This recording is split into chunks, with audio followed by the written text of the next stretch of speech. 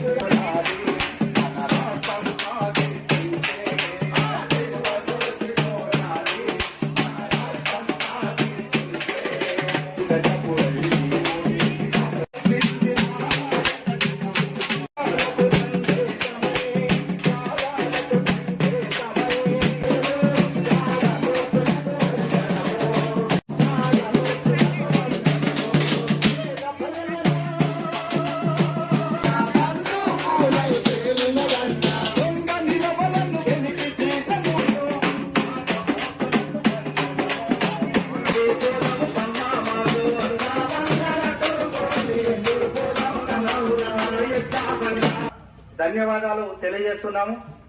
అలాగే రాష్ట్ర కార్యదర్శి వర్గ సభ్యులు, కౌన్సిల్ సభ్యులు, కార్యదర్శి సభ్యులు, ఏఐటీసీ ప్రజాసంఘ నాయకులు, దేశానికి సంపూర్ణ స్వాతంత్రం కావాలి, రాజకీయ వ్యవస్థ పోవాలి, బ్రిటిష్ వాళ్ళ పాలన పోవాలని చెప్పి సంపూర్ణ స్వాతంత్రం పిలిపించింది.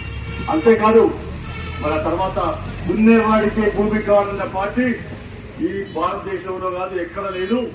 ఎర్రజెండా పార్టీ, భారత కమ్యూనిస్ట్ పార్టీ దున్నేవాడికి భూమి కావాలని పోరాడే పార్టీ, ఎర్రజెండాలు మార్చి పేదలకు భూములు అప్పగించినటువంటి పార్టీ సిపిఐ పార్టీ అని చెప్పేసి కూడా ఈ సందర్భంగా తెలియపరుస్తా ఉన్నాం.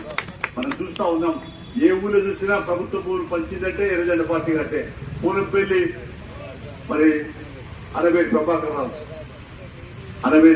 రావు అంటే ఒక దేశముఖ్ కుటుంబంలో పుట్టి కూడా అన్నాడు. బ్రిటిష్ చాకరీ బానిసత్వాన్ని సహించలేక ఆయన బయటకు వచ్చి ఆంధ్ర మహాసభలో చేరి కమ్యూనిస్ట్ పార్టీకి, నిజంగా చెప్పాలంటే ఈ మండలానికి ప్రత్యేకత ఉన్నది. ఎందుకు చెప్తా ఉన్నానంటే ఈ కరీంనగర్ ఉమ్మడి జిల్లాకు మొదటి కార్యదర్శి ఎవరంటే పూలంపల్లి పులిబిడ్డ అనవేటి ప్రభాకర్ రావు అని చెప్పేసి కూడా ఈ సందర్భంగా.